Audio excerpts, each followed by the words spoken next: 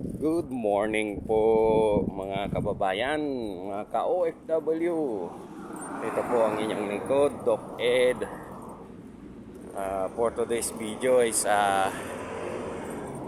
simpleng vlog lang. Ayan, time check po is 7:35 po ng umaga, April 13, Sunday. Ayun. Bago ang lahat, ayun, shout out po sa aking pinakamamahal na darling at pinakamamahal na anak. Ayun na nagsisimba ngayon sa Jesus Miracle Crusade Chapel dyan sa Manuel. Ayan, ingat-ingat darling. Ayan, siya nga po pala. Ayun, medyo malamig ang simoy ng hangin ngayon mga ka-OFW dito sa Dammam, Saudi Arabia. Yan, ramdam ko kasi kahapon medyo lumalamig ng konti, tapos kanina naligo tayo, ang lamig na tubig. Kaya medyo sinisipon. Ayun, pasensya na kayo, medyo konti lang po ang na-vlog ko kahapon. May-upload kong mga troubleshoot ng mga sasakyan, pero hayaan nyo, maya maya pagka medyo may nahuli po tayong pasyente ay i-upload po natin. Ayan, para kahit papano may maibahagi po ako sa inyo na maganda. Ngayon, kasi pasensya na po kayo at medyo bawal po kasi ang mag video doon, lalo't kailangan mo pa ng permiso sa mga Saudi kung gusto nilang i-vlog yung sasakyan nila, i-video nga. Kaya eto, medyo putol-putol ang mga nailalagay kong video sa aking channel. Ayun, hindi naman ako humihingi ng mga pabor or ang sa akin, gusto ko lang ibahagi yung simpleng buhay ba ng isang simpleng OFW dito sa Saudi Arabia. Ayan. Ayun. So, yung mga gustong mag-apply ho dito sa aming company, ayan, Al-Udaib. Ayan. Try nyo hong pumunta sa Jamal. Sa na ito, Human Resource, sa Manila po yan, doon ho sa Hilpuyat, malapit lang po doon sa baba po ng LRT Hilpuyat Station, doon sa baba.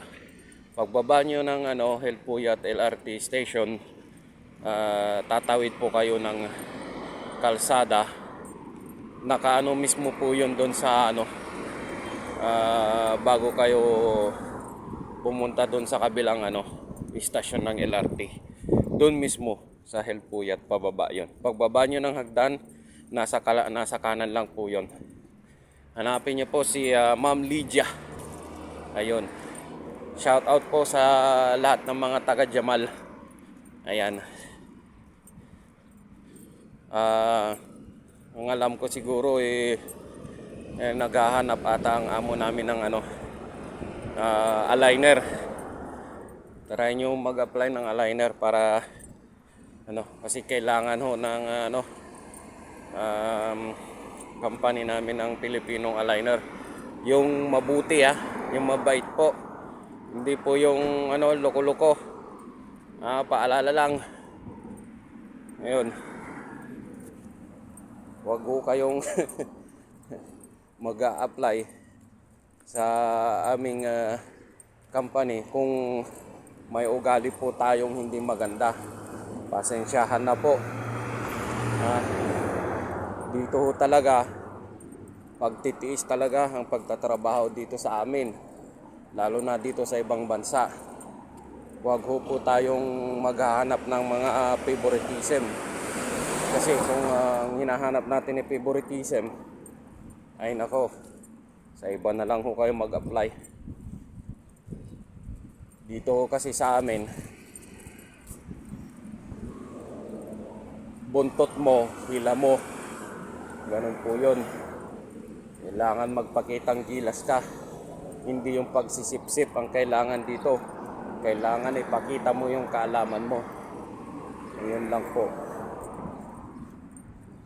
At kung maging honest ka, sabihin mo na gusto mong mag-aral at wala ka pang masyadong alam, tuturuan ka naman eh.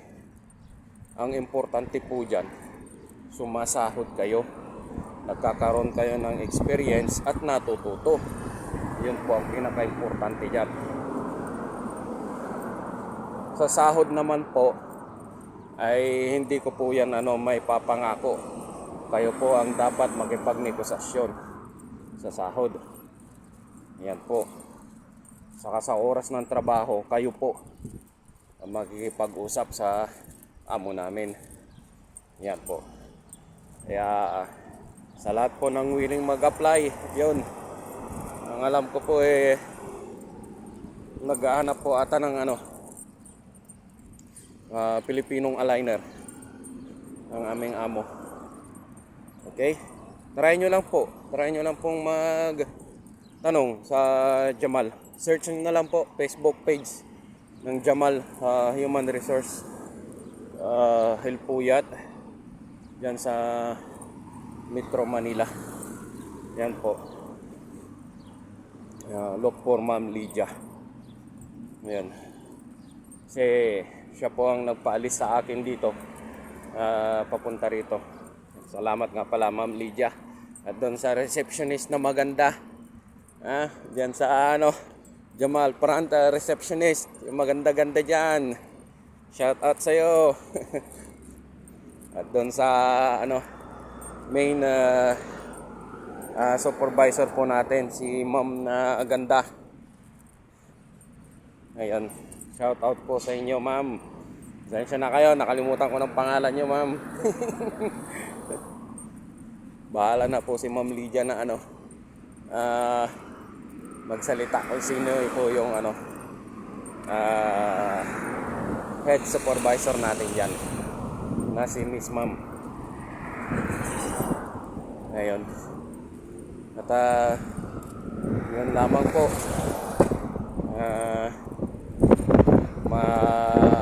Sigurado ko sa inyo, yung mag-a-apply dito, lalo't mabait, magandang pagkikitungo sa amo, ay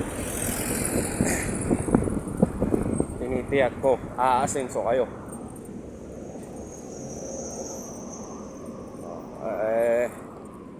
Siya nga po pala, may nabalitaan ako na isang Pilipino, ka-OFW natin dito sa bansang Saudi Arabia.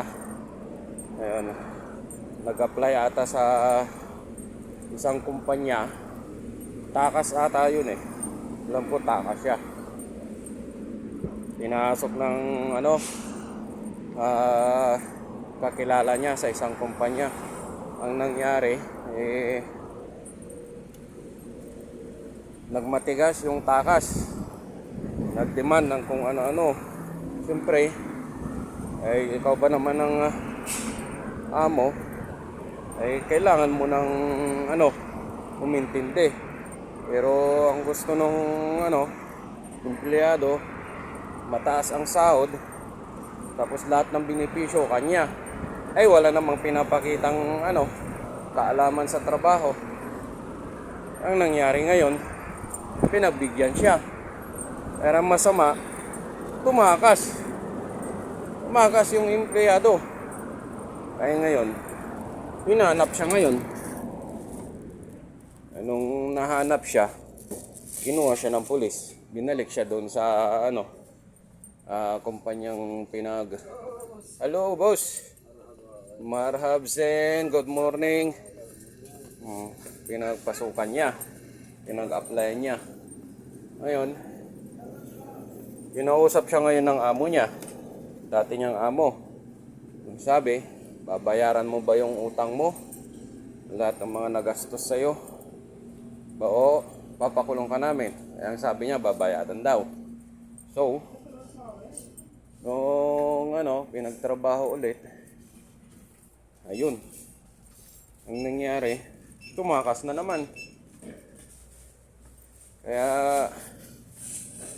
pinahanap siya ngayon. Nung nakita na naman, kinausap siya. Ang sabi, maghanap na lang daw siya ng sarili niyang amo. Yun.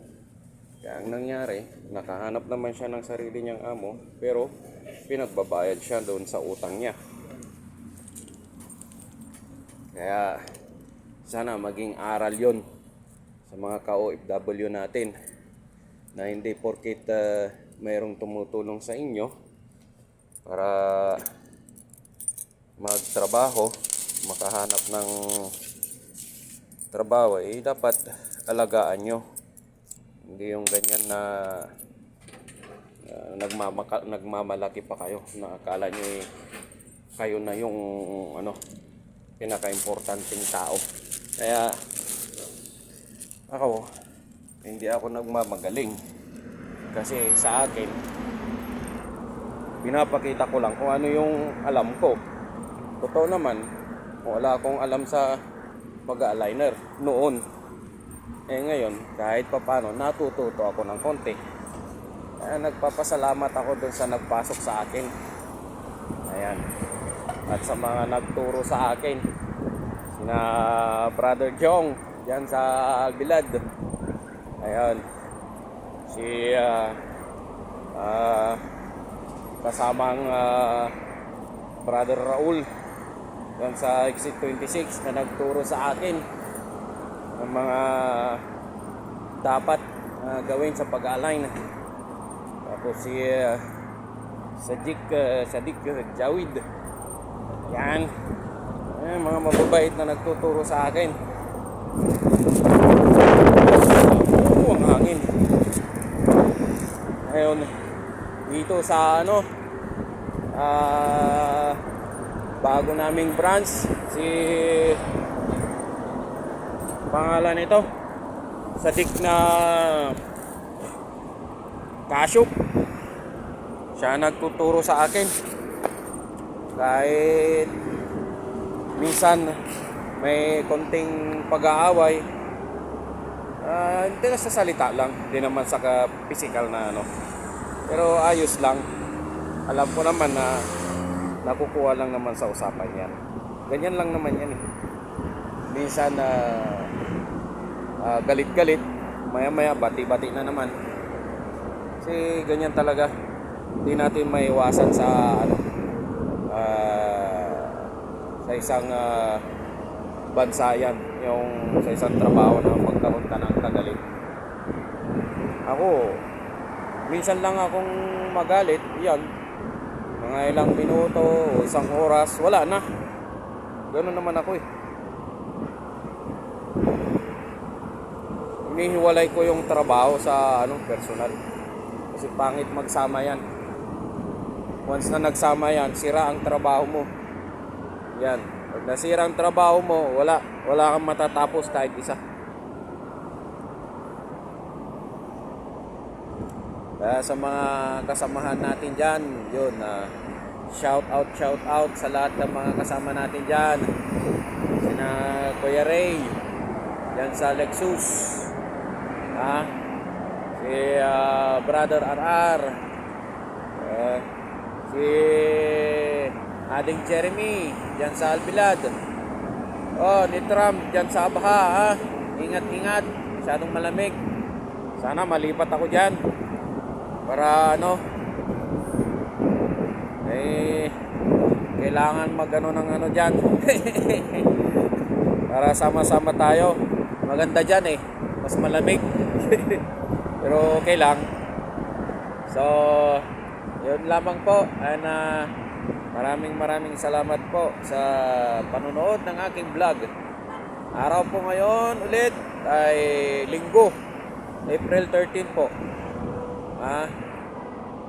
Ang alas 7:40 po ng umaga. Ayun. Hanggang sa muli po na pagbibideo, and God bless as always. Ingat po kayo lahat. Babu!